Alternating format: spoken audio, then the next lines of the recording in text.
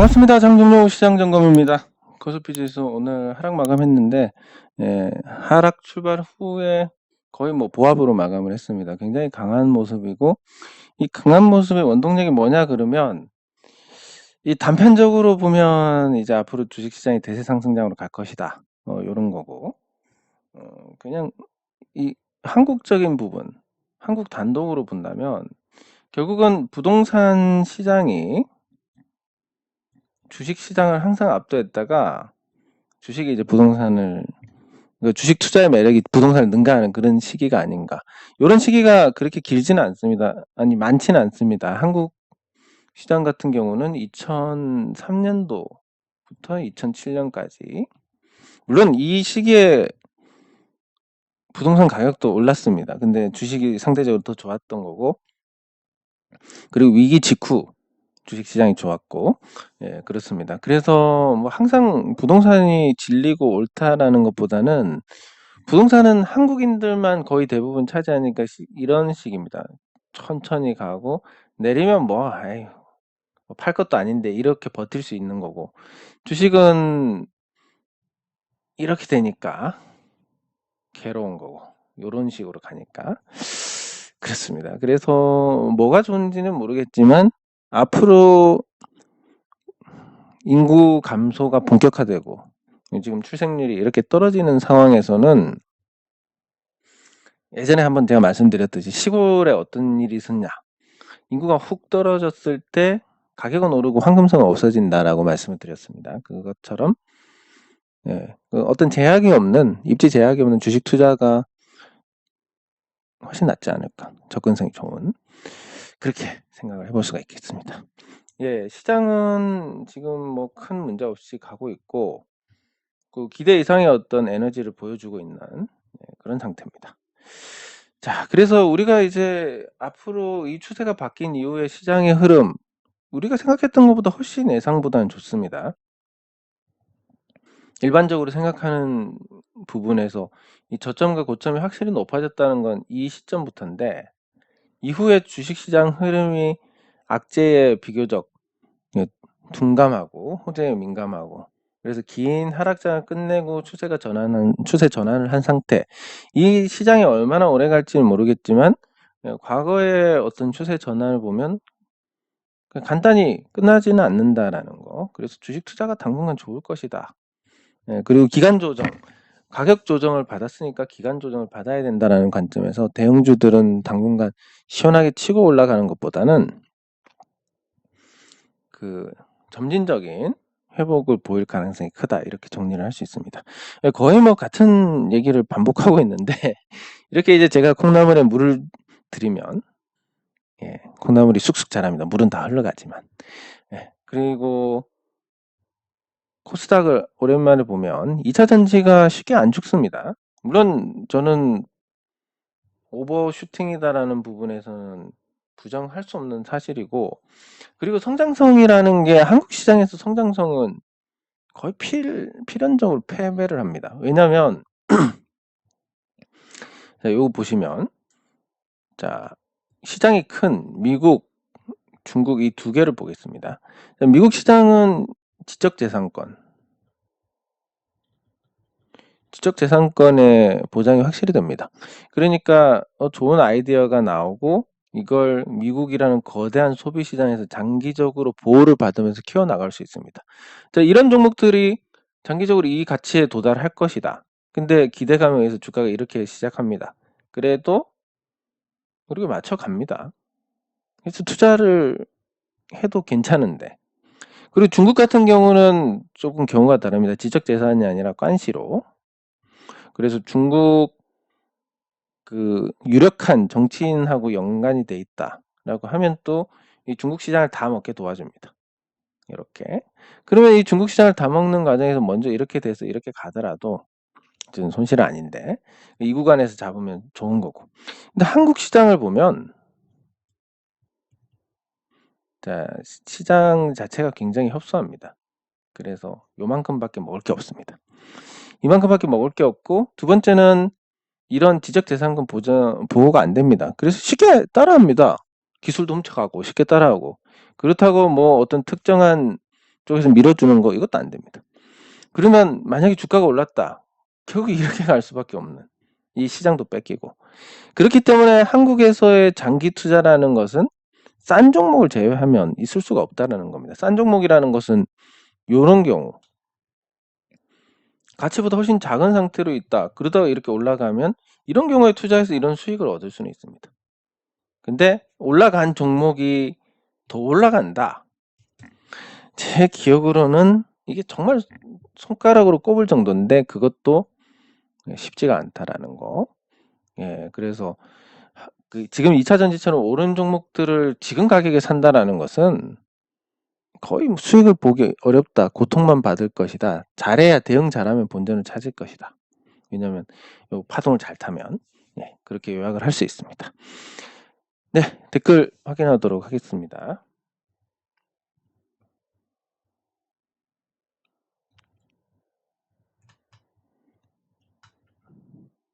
네, 감사합니다. 감사합니다. 감사합니다. 감사합니다. 네, 감사합니다. 감사합니다. 아, 감사합니다. 저는 이런 칭찬에 네, 이런 칭찬에 아주 약하고 좋아합니다. 예, 감사드리고 예, 감사합니다. 감사합니다. 예, 감사합니다. 한국전력 예, 같이 살펴보도록 하겠습니다. 아, 한국전력은 정말 저 회사가 정치적인 압박이 없다라면 얼마나 강력한 회사가 될지에 대한 예, 참 안타깝기 짝이 없는데 아, 참 그렇습니다. 예, 같이 살펴보도록 하고 예, 감사합니다. 아유. 예, 감사합니다. 예, 감사합니다. 감사합니다. 감사합니다. 예, 항상 댓글을 보면서 힘을 얻습니다.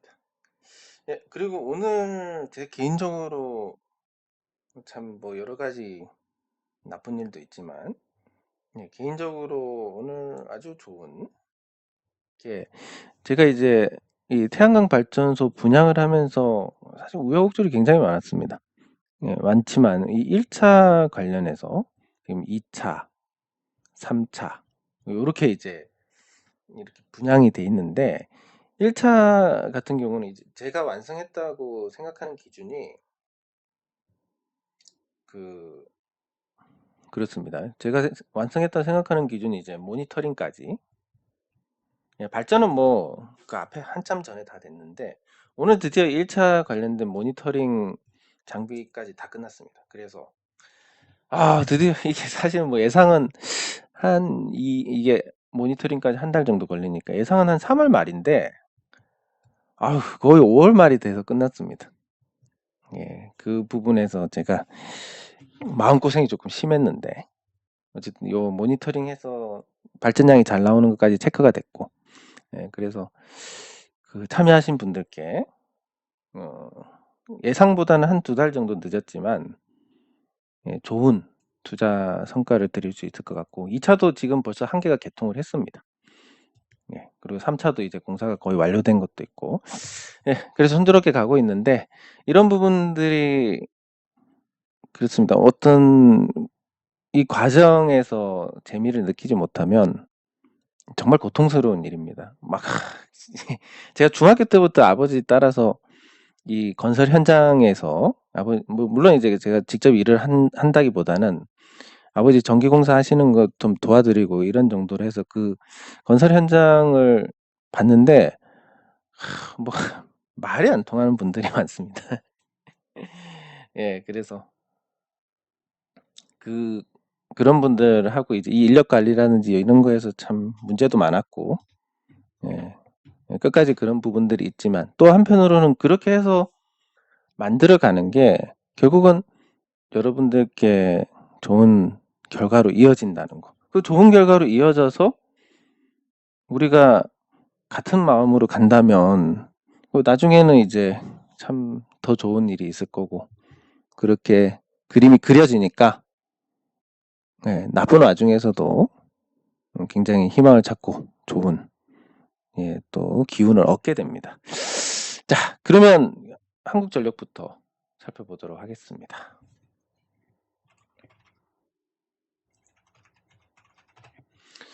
네, 한국전력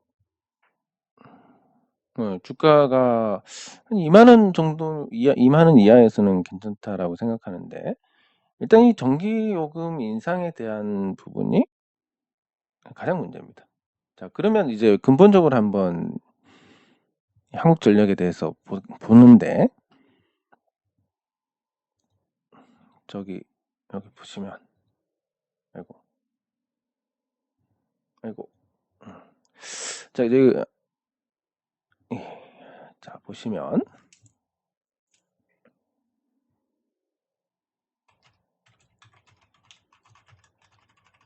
천연가스 가격을 보면 지금 거의 제자리로 돌아왔습니다. 거의 제자리로 돌아왔음에도 불구하고, 그러면 한국전력의 어떤 지금 전력 생산 원가가 충분히 낮아져야 되는데 왜 그렇지 않고 있느냐에 대한 의문이 들 수밖에 없는 상황입니다.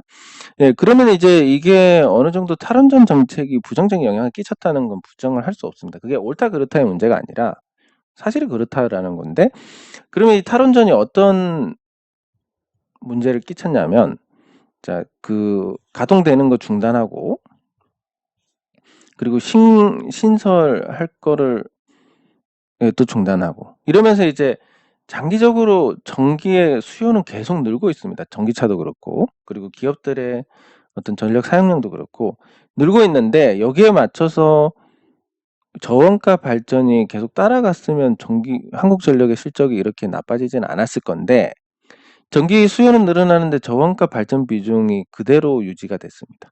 그러면 이 나머지를 고원가 발전, LNG 발전이나 이런 걸로 채워져야 되는데, 제가 생각했을 때 그나마 선방한 게 태양광 같은 경우는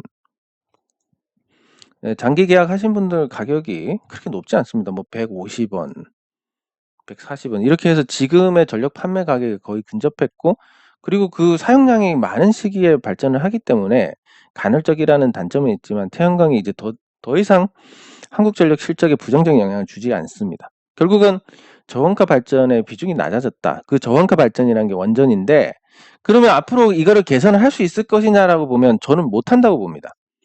왜냐하면 원전 한 기를 짓는데 한 4조 원 정도를 보면 됩니다.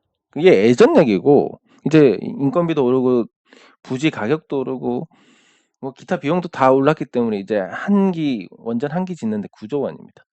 물론 이제 원료비가 적게 들기 때문에 이렇다고 해서 원전의 생산 원가가 60원인 게 이 2배가 되고 이런 건 아닙니다. 한 80원 정도가 되는데, 이렇게만 되더라도 이제 그 전기요금의 이 저점이 많이 높아지게 됩니다. 높아지게 되고, 두 번째는 이게 최소 4년이 걸립니다. 추가가 되려면. 4년 동안 꼼짝없이 이런 구조가 이어져야 되기 때문에 결국 해결책이 전기요금 인상밖에 없다. 얼마를 올려야 되냐면 51원을 올려야 됩니다. 51원을 올려야 되는데 두 차례에 걸쳐서 찌끔찌끔 해가지고 한 22원 정도 올렸고, 이것도 앞으로 추가 인상이 나오지 않을 수도 있다라는 그런 부정적인 부분이 주가에 악영향을 끼치는 것 같습니다. 그러면 이제 거꾸로 얘기해서 한전이 만약에 민영화가 되어 있다. 그러면 우리는 이제 전기요금을 비싸게 써야 되겠지만, 민영화가 되어 있다 그러면 독점 기업입니다. 우리가 전기 생산하는데 170원이 드는데 140원에 판다. 이게 말이 되냐? 이거 일반 기업이면 270원으로 할 겁니다, 아마. 이렇게 가면 한국전력이 연간 20조, 30조 이익 내는 게 일도 아닙니다. 아주 쉽습니다, 이게. 그럼에도 불구하고 안 되는 건 이제 정부가 출장 기간이고, 전기요금 인상이 산업 전반의 경쟁력에 영향을 줄 수 있는 부분이기 때문에 통제를 하는데, 그 통제를 하는 게 만약에 그렇게 통제를 할 거고 정부에서 마음대로 할 거면 왜 상장회사로 두고 왜 법인으로 만들어 놨느냐 이겁니다. 공개 매수로 주식 다 사가서 상장 폐지해야 되는 겁니다. 근데 엄연히 한국전력의 주인은 주주인데 정부가 왜 물론 이제 정부 과점 주주긴 합니다. 여기 보시면. 예, 정부 소유의 한국산업은행과 그리고 대한민국 정부 기획재정부에서 지분을 50% 이상 갖고 있으니까 그리고 국민연금도 7% 정도 갖고 있고 그래서 주인이 정부긴 하지만 그래도 주식회사와 나머지 주주들도 있는데 이런 식의 배임이 맞느냐라는 부분에서 계속 충돌을 할 겁니다, 앞으로. 네, 그래서 기준을 삼는 거를 말씀드렸지만 장기적으로 이 문제가 풀릴 거라고 보고 생각을 하시면 일단 2만 원은 계속 기준이 될 것 같습니다. 2만 원 이하에서는 매수하시는 게 맞고 2만 원 위로 올라가면 파시는 게 맞고 단기적으로는 그리고 그런 게 당분간 계속 먹힐 것 같고 원자재 가격이 하락하고 또 그 한전 관련해서 전기요금 인상이 물가가 안정이 되면 그때는 또 전기요금 올리는 게 어렵지 않을 겁니다. 그래서 그런 부분들을 감안했을 때 장기적으로는 이 한국전력 주식이 지금보다 훨씬 나아질 것이다. 요금 조금씩은 인상을 할 거고 한 4-5년 정도 지나면 이제 훨씬 나아질 거니까 그런 관점에서 봤을 때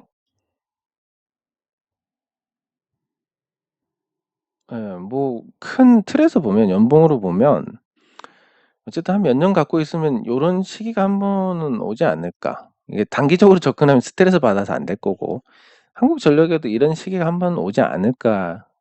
그리고 그런 시기가 올 때가 됐다라는 생각을 합니다. 그래서 2만 원 이하에서 꾸준히 모아 가시면 당장은 아니겠지만 좋은 결과로 이어질 가능성이 크다고 보고 다만 이제 단기 대응에 대한 기준을 말씀하시면 2만 원 기준으로 밑에서 사고 위에서 파는 이런 대응을 해 나가시면 될 것 같습니다. 자, 그리고 최근에 이제 조선주들이 준동을 하고 있습니다. 삼성중공업 같은 경우는 이게 거의 주식으로서 기능이 마비될 정도로 매물이 엄청납니다. 특히 요 유상증자를 했던 가격대에 엄청난 매물이 존재를 하는데 그럼에도 불구하고 이제 대차 잔고가 감소를 하고 있고 주가가 탄력을 받고 있습니다. 이 주식이 많은 8천만 주나 되는 이 종목이 올라가고 이 신호가 나왔다는 게 무슨 의미냐라고 보면 결국은 1분기 흑자 전환하면서 살아난다. 근데 조선 기자재 종목들 보면 대창솔루션 같은 종목들 보면 같이 살아나고 있습니다. 근데 대창솔루션은 그래도 주식이 늘어나지 않았고 삼성중공업은 주식이 많이 늘어났습니다. 그러면 같이 올라가도 탄력이 틀립니다. 네, 그래서 앞으로 조선주가 좋아질 거다라는 부분에서 핵심은 뭐냐면 자, 중국하고 경쟁을 하는 업종이 있고 아닌 업종이 있습니다. 뭐 단기적으로 이제 매물 때문에 추가 상승이 쉽지는 않겠지만 중국하고 경쟁을 끝낸 업종이 뭐냐면 철강금속. 중국에서 포스코를 못 넘었습니다. 이건 포스코가 설립 당시부터 굉장히 원가 절감에 치중한 그런 구조였기 때문에 가능한 거고 세계 최고의 경쟁력을 갖고 있습니다. 포스코가. 그래서 이걸 넘어설 수가 없습니다. 구조적으로. 네, 그리고 두 번째가 이제 조선인데 조선주들도 중국 업체에 비해서는 국내 업체들의 신인도가 많이 높습니다.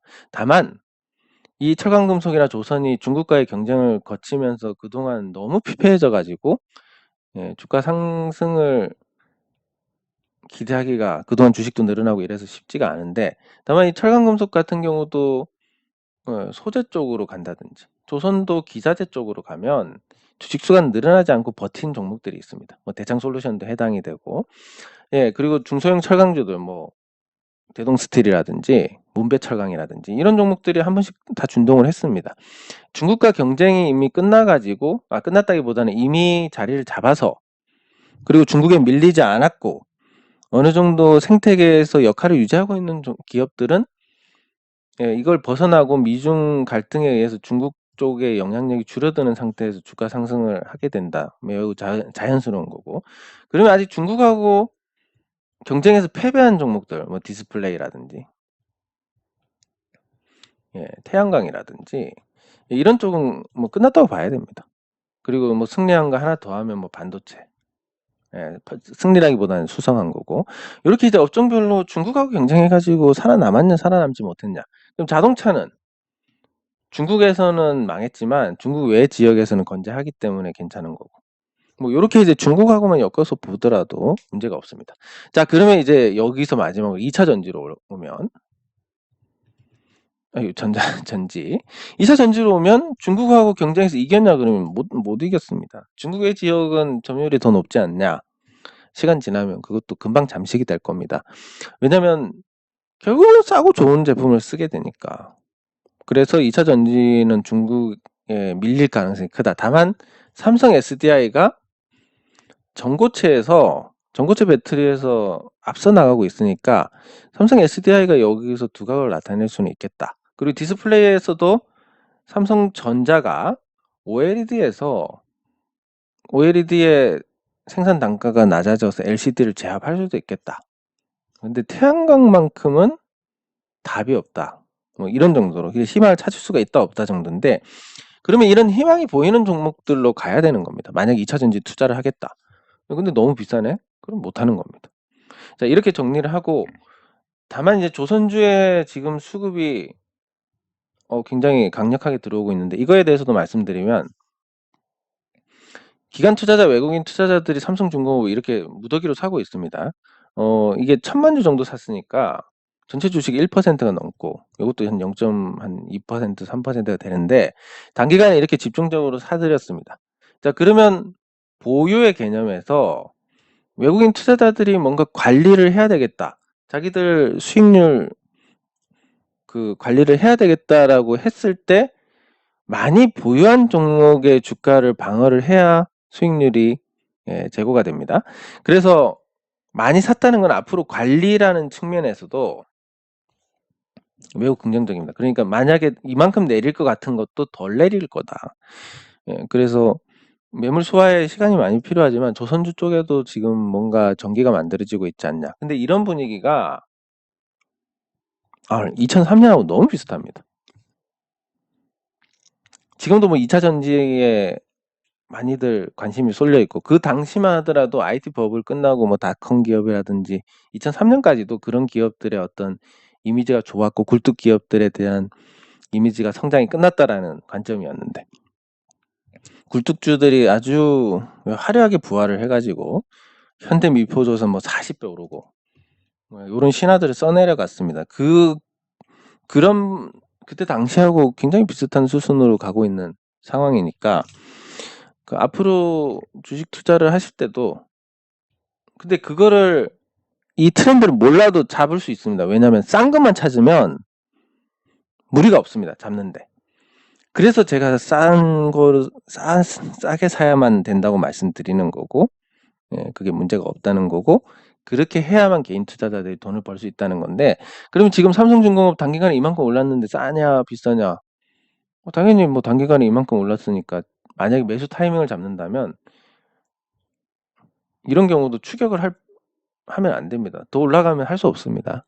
그냥 날려 보내주고 조정받으면 단기간에 흐름이 이렇게 추세, 그러면 예전에는 5,000원인데 이거 기다리는 건, 지금 상태에서는 이거 기다리는 거는 욕심이고, 그러면 이런 추세에서 변동성 범위 하단을 기다리는 게 현실적으로 싸다라는 건데, 이 정도 가격이면 싸냐 그러면 또 가치 대비해서 안 쌉니다. 흑자 전환해도 안 쌉니다. 그럼 어떻게 해야 되느냐? 안 사야 됩니다. 그러면 조선주 중에 싼 걸 찾든지 기자재 종목 중에 싼 거를 찾든지 이렇게 가야 됩니다. 난 삼성중공업 꼭 투자하고 싶다. 아니 그러면 5,000원 밑에 있을 때 왜 안 사고 지금 와서 살려고 하느냐? 이거를 자기 스스로 질문을 던져봐야 됩니다. 내가 왜 삼성중공업에 관심이 없다고 왜 지금 사고 싶을까에 대한 답의 99%는 뭐냐면 주가가 올랐기 때문에 그렇습니다. 그래서 이 부분만 여러분들께서 잘 억제를 하고, 내가 이거 사고 싶고 관심이 가는 게 주가가 최근에 올라서 그렇구나 라는 것만 인지를 하고 억제를 하시면 싸게 사는 것도 더 쉽고 고점을 잡아서 고통받는 일도 줄어들게 됩니다.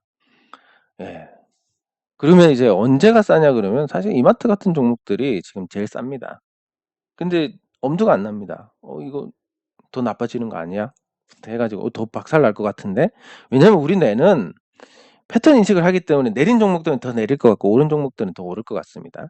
자, 그러면 큰 틀에서 이 이마트를 보면 거의 이제 쌍바닥을 만들려고 하고, 이 쌍바닥을 만들려고 하는 과정도 보면 이렇게 가격 조정받고 기간 조정을 받는 과정입니다. 그리고 지난 저점을 깨지 않고 약간의 짝꿍댕이로 이렇게 올라간다. 요 모습이 지금 그려지는 그림이고, 그러면 매수를 여기서 해야 되는데 지금 이거 매력을 느끼는 분들이 거의 안 계실 겁니다. 에이, 저게 언제 올라가겠어부터 해가지고. 그럴 때 사야 됩니다. 예. 그래서 그럴 때 사야 되니까, 만약에 싼 거 그럼 도대체 뭘 사야 되냐, 그러면 이마트 사야 됩니다. 사고 며칠 지나고 한 달 지나도 안 올라가고 뭐 2달 3달 가면 도대체 왜 안 올라가냐. 아니, 단기간에 오르자고 산 게 아니니까. 예. 자, 그러면 단기간에 그러면 우리가 대응을 하는 건 어떠냐라고 하면, 이런 식으로 추세적으로 이렇게 상승한다라고 했을 때, 그러면 이제 사가지고 추세 깨지면 팔아야지, 이 정도입니다. 그럼 여기서는 정리가 돼야 되는데, 여기 정리가 되느냐 그러면 심리가, 이거를 봤는데 여기서 어떻게 정리해 하다가 이렇게까지 터지는 겁니다. 자, 이런 부분들이 거의 주식 투자의 거의 전부입니다. 지금 뭐 다른 유튜버들 수익 났다고 자랑하는 사람들 계좌 까보면, 뭐 계좌 까는 사람들도 있지만 그 계좌 보면 오류투성입니다.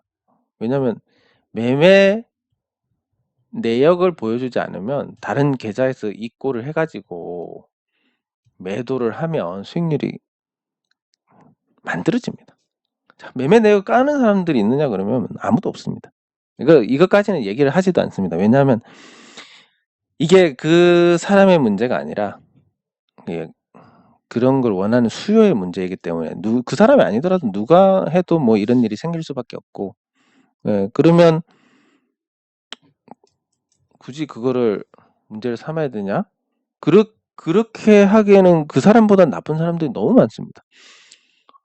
주식 투자 유튜브 관련해서 그거 사기치는 사람보다 사이비 종교 관련된 사람들이 훨씬 더 나쁘고, 그래서 우선순위를 두면 내가 주식 투자하는 사람 중에 저 사기치니까 조져야 되겠다, 이거는 그냥 질투밖에 안 되는 거고, 그러면 뭐가 제일 나쁜 놈이고 뭘 제일 먼저 제거를 해야 되느냐 생각했을 때, 우선순위가 한참 밀리는구나, 수요가 있으니까 어쩔 수 없구나, 이렇게 생각하고 놔두는 건데, 만약에 어떤 선을 넘는 부분이 생긴다면, 어떤 투자자들한테 돈을 받는 쪽으로 간다든지, 뭐 사이트 만들어 가지고 모여라 한다든지 이러면 이제 그때는 죽는 겁니다. 근데 그 선 넘지 않고 유튜브 광고 수익에 만족하면 아유 그래 뭐 수요가 만드는 건데 하고 놔두게 되는 겁니다. 어쨌든 주식 투자에서 엄청나게 오랫동안 경험하고 어떤 방법이 있는지 찾은 사람들, 오랫동안 한 사람들의 공통적인 내용이, 그분들이 뭐 능력이 떨어지는 것도 아니고 공통적인 내용이 기법이라는 건 존재하지 않는다라는 거고, 뭐 저도 마찬가지입니다. 기법이 존재하려면 유동성이 풍부해야 된다는 전제로 가야 됩니다. 그래서 충분한 유동성으로 거래가 이루어져야만 뭐 이게 뭐 전저점에서 공략을 한다든지 이런 기법들이 통하는 거지, 그게 아니면 전혀 통하지 않는다라는 거. 결국 하나밖에 없습니다. 싸게 사는 거. 그럼 지금 이마트 여러분들 보셔도 이건 못 사겠다 생각하시는데, 쌀 때 산다는 게 이런 걸 사는 겁니다. 사서 몇 달이고 뭐 길게 몇 년이고 오를 때까지 버텨야 됩니다. 그게 개인 투자자들이 이 가혹한 주식시장에서 저항할 수 있는 유일한 방법이다라고 말씀을 드릴 수 있는 겁니다. 네, 장 종료 시장 점검은 여기서 마치도록 하겠습니다. 수고하셨습니다.